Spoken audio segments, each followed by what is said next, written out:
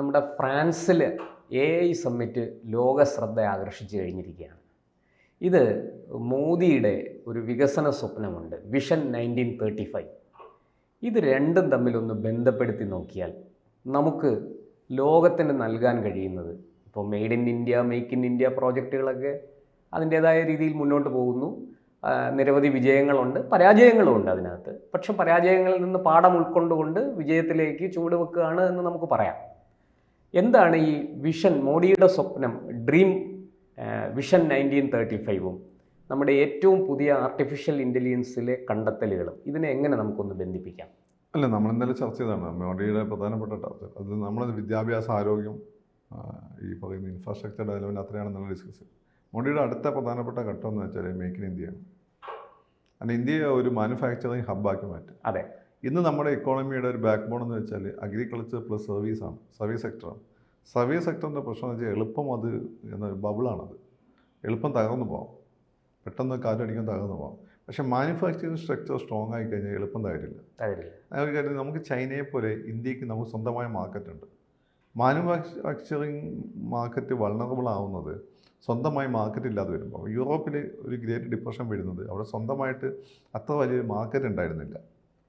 പക്ഷേ നമുക്ക് സ്വന്തമായിട്ടൊരു മാർക്കറ്റ് ഉണ്ട്. നമ്മളതിനപ്പോൾ ആളുകളെ പർച്ചേസിങ് പവർ നിലനിർത്തിക്കൊണ്ടുപോയാണ്. യൂറോപ്പിൽ രണ്ട് കാര്യം കൊണ്ടാണ്, സ്വന്തമായി മാർക്കറ്റും ഇല്ല, പർച്ചേസിങ് പവർ ഉണ്ടായിരുന്നില്ല ആ സമയം, ഫസ്റ്റ് വേൾഡ് വാറിന് ശേഷം. അതുകൊണ്ടാണ് 1930s വലിയ സാമ്പത്തിക പ്രതിസന്ധി ഉണ്ടാവുന്നത്.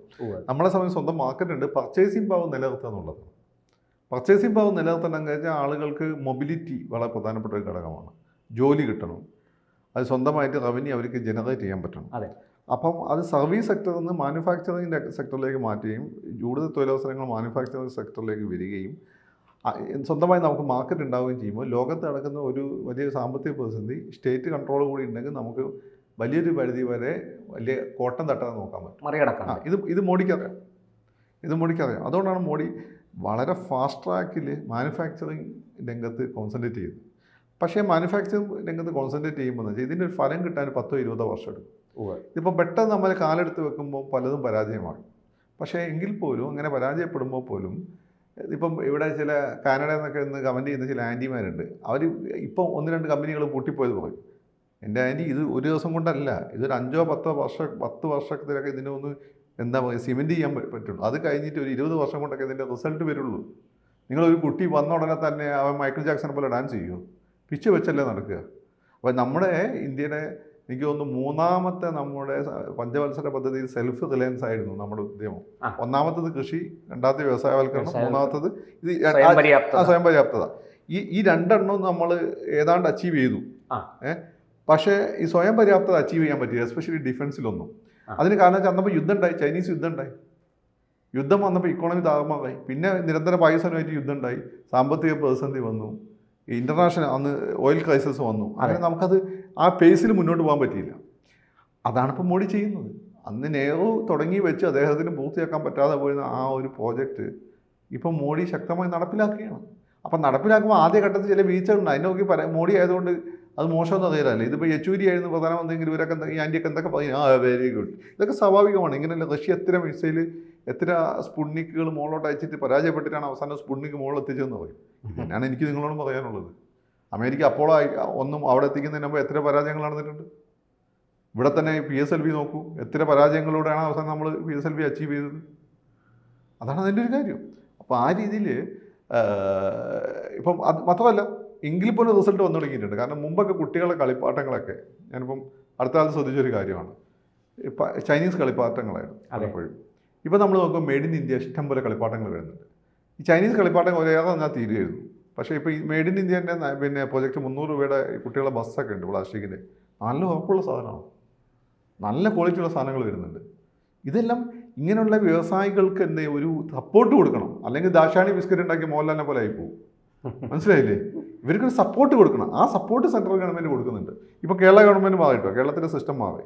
കേരളത്തിൽ പിണറായിയും വലിയ രീതിയിൽ ഈ പറയുന്നതിനെ അത് ദാശാണി, പണ്ടൊക്കെ വരവേൽപ്പ് ബസ്സിനെ പൂട്ടിപ്പിക്കലായിരുന്നല്ലോ പരിപാടി. ഇപ്പോൾ അത് മാറ്റിയിട്ട് ഭയങ്കരമായിട്ട് ഇൻഡസ്ട്രീനെ സപ്പോർട്ട് ചെയ്യും. അത് മുകളിൽ അങ്ങനെ ഒരു ട്രെൻഡ് വന്നതിന് സ്വാഭാവികം താഴെ വരും. അത് അല്ലാതെ ഇപ്പോൾ താഴെ ഇപ്പോൾ പിണറായി മാത്രമേ ശ്രമിച്ചുകൊണ്ട് പറ്റില്ല. കേന്ദ്ര ഗവൺമെൻറ് ക്ലിയറൻസ് ഒക്കെ വേണം പല കാര്യങ്ങൾക്കും. അത് മുകളിൽ അഴിമതിയാണ് കാര്യങ്ങൾ നടന്നില്ല എന്ന് വെച്ചാൽ ഇപ്പം സംസ്ഥാന ഗവൺമെൻറ് വിചാരിച്ചാൽ നടക്കില്ല. പല മിക്ക വ്യവസായങ്ങളും തുടങ്ങാൻ കേന്ദ്ര ഗവൺമെൻറ്റിൻ്റെ ക്ലിയറൻസ് അത്യാവശ്യമാണ് പല വകുപ്പുകളുടെയും. അതിന് വെച്ചാൽ അവിടെ അഴിമതി രഹിതമായിരിക്കണം, ശക്തമായ സർവൈലൻസ് ഉണ്ടാണ്. മോഡി അത് വളരെ കൃത്യമായി ശ്രദ്ധിക്കുന്നുണ്ട്. അതാണ് ഒരു പ്രധാനപ്പെട്ട കാര്യം. പിന്നെ എയുടെ കാര്യം, ഈ ഇങ്ങനെ ഡെവലപ്പ് ചെയ്ത് അവസാനം നമ്മളൊക്കെ ആവശ്യമുണ്ടെന്ന് ഞാൻ ആലോചിക്കുന്നത്. അത് ഇത് വലിയൊരു ക്രൈസിസാണ്. എന്താണ് നമ്മുടെ റെലവൻസ്? മോദി അത് പറയുകയും ചെയ്തു. അതാണ് കാര്യം. എന്താണ് നമ്മളെ സംബന്ധിച്ച് മാനവ വിഭവശേഷി വളരെ കൂടുതലുള്ള രാജ്യമാണ്. അപ്പോൾ ഈ മാനവ വിഭവശേഷി ഏറ്റവും നന്നായി ഉപയോഗിക്കുന്നില്ല. അപ്പോൾ വൻതോതിൽ ഉപയോഗിച്ചാൽ ഈ മാനവ വിഭവശേഷി നമുക്ക് വേസ്റ്റായി മാറും.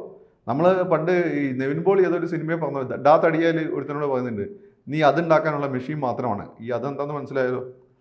അത് നാടൻ ചൊല്ലാണ്. അപ്പോൾ അതേപോലെ നമ്മളത് മാത്രമായി പോകും.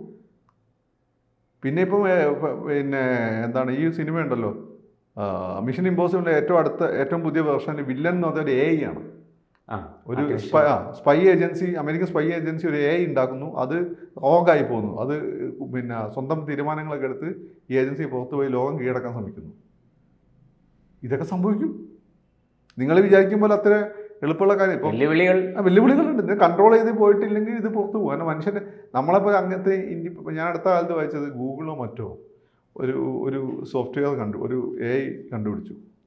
അതിൽ ഇതിന് AIക്ക് ഒരു 5 വയസ്സുകാരൻ കുട്ടിയുടെ ബുദ്ധിയുണ്ട് ഓൾറെഡി. അപ്പം അത് വളരെ പെട്ടെന്ന് തന്നെ കാര്യങ്ങൾ ക്യാപ്ചർ ചെയ്യും. അതായത് ഒരു കുട്ടി 10ാം ക്ലാസ്സിൽ എത്തുമ്പോഴേക്ക് കിട്ടേണ്ട വിവരം ഈ AIക്ക് വേണമെങ്കിൽ 1 വർഷം കൊണ്ടോ അല്ല 6 മാസം കൊണ്ടോ നേടിയെടുക്കാൻ പറ്റും. അപ്പോൾ അത്രയും ഫാസ്റ്റായിട്ട് അത് AI ഡെവലപ്പ് ചെയ്ത് എന്ത് ചെയ്യും? നമ്മുടെ ആവശ്യം എന്താണ് വേണ്ടി? എന്താണ് നമ്മുടെ ആവശ്യം? ഇത് പണ്ട് ബുദ്ധനും ശങ്കരനൊക്കെ ചോദിച്ച ചോദ്യം, ഞാൻ എന്തിനെന്നുള്ള ചോദ്യം, ഞാനാരെന്നുള്ള ചോദ്യം ഇപ്പോൾ ഉത്തരം കിട്ടി. ഞാൻ എന്തിനെന്നുള്ള ചോദ്യം എനിക്ക് ചില കാര്യങ്ങൾ ചെയ്യാനുണ്ടെന്നുണ്ടായിരുന്നു. ഇപ്പം പിന്നെ നമ്മളെ ആവശ്യമില്ല. പിന്നെ നമ്മളെന്തിനാ? ഇതൊരു വലിയ വിഷയമാണ്. നിങ്ങൾ ചോദിക്കും തമാശയാണെന്ന്. എല്ലായിടത്തും ഒരു ലേഖനം എഴുതണ്ട, AIനോട് പറഞ്ഞാൽ മതി. എഡിറ്റ് ചെയ്യണ്ടേ, AIനോട് പറഞ്ഞാൽ മതി. പിന്നെ നിങ്ങളെന്തിനാന്ന്?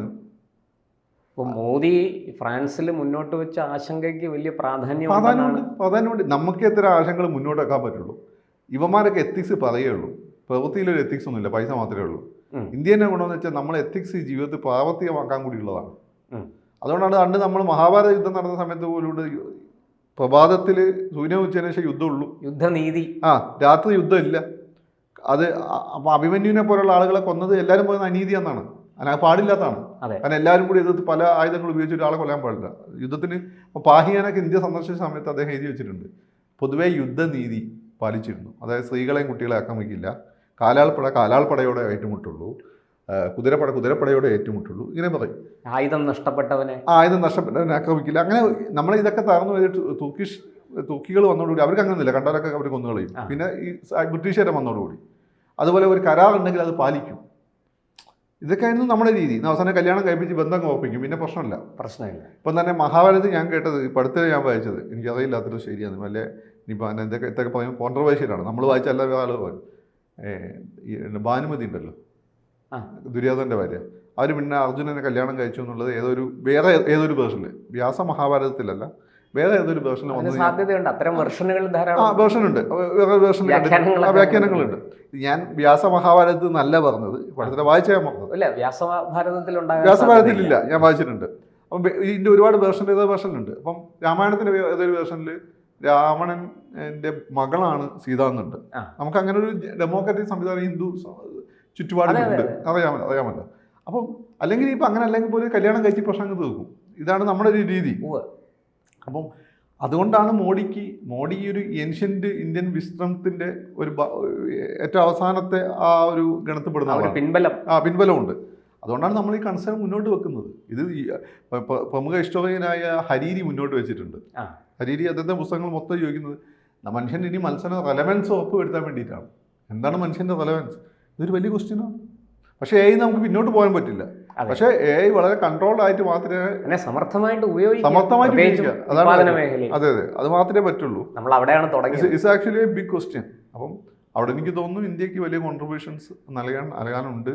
അത് പിന്നത്തെ AI ഡെവലപ്മെൻറ്റായിട്ട് ബന്ധപ്പെട്ട് എനിക്കൊന്നും ഈ ബജറ്റിൽ എന്തൊക്കെ പ്രഖ്യാപനങ്ങളും വന്നിട്ടുണ്ട്.